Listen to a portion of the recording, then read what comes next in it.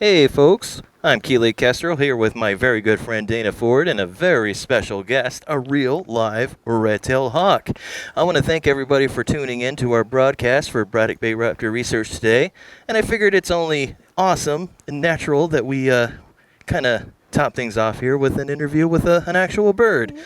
So tell me, Daena, what makes a red-tailed hawk a red-tailed hawk? Well, the red-tailed hawk gets its name from the coloring of its tail when they are adults, and you can just kind of see his tail feathers sticking out. They're kind of a reddish-brown, rusty color. It actually takes red tails almost 2 years before they get their full red tail.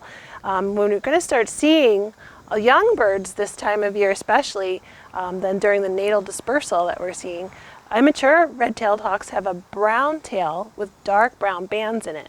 So they're going to look a little different than their parents, but they're going to be about the same size. Same size right out of the nest. How about that? Now tell me, how exactly did our little friend here come to be a Braddock Bay educational ambassador? Well, our red-tailed hawk is non-releasable, which means he cannot go back to the wild because unfortunately he suffered some injuries due to being shot.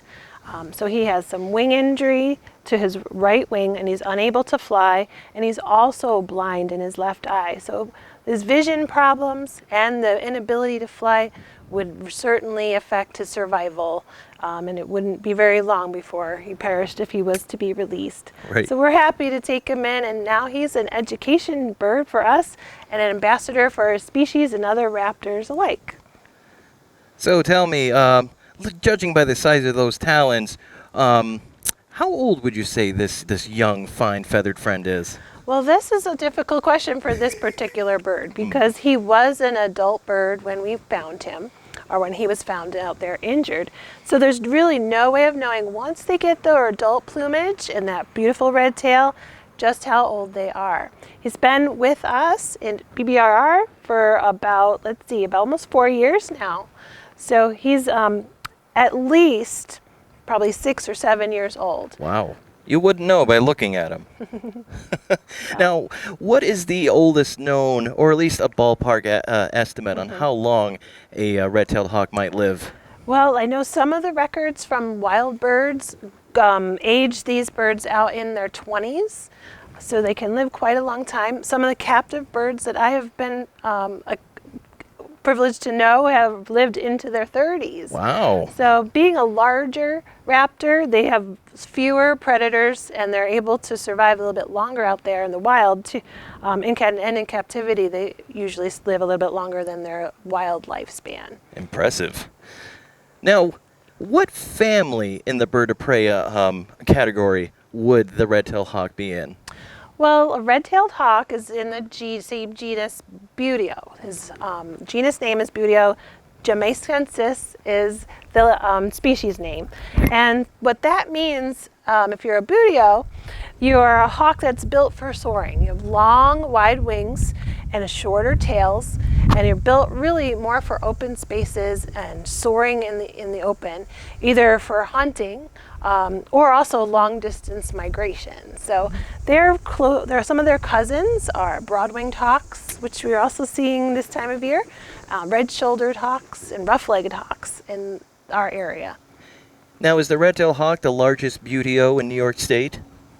Yes, it is. Kudos to you, my friend. Now, what is the largest buteo in North America? Well, that will be the ferruginous hawk out west. We generally don't see them here, No. but yeah, they'd be a little bit bigger than our red tails.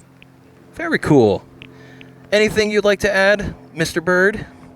No, Well, no he's comment. being pretty quiet right now. If we have a wild visitor fly over, he gets a little territorial and sometimes gives that typical red-tailed cry that you hear even in some of our movies and TV shows there. But right now, he's being pretty quiet.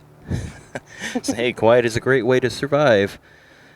Now, for those of you watching at home right now, you will probably see these red-tailed hawks flying overhead at any time of the year, but again, as we mentioned before, this time of year, August, You're going to see the natal dispersal, lots of immature young fledglings flying out of the nest and exploring, perhaps going northward, perhaps going east-west or southward.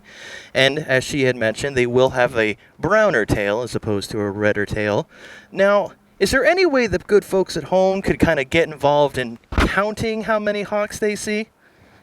Oh, sure. Well, we will be running our volunteer raptor count for the summer, August 1st through the end of the month. And, you can follow along on our website, and because we will be doing as much as we can to enter the data in real time. You can see what's being seen out at the Hawk Watch at Braddock Bay Park. We also will be running the spring Hawk Watch once March rolls around.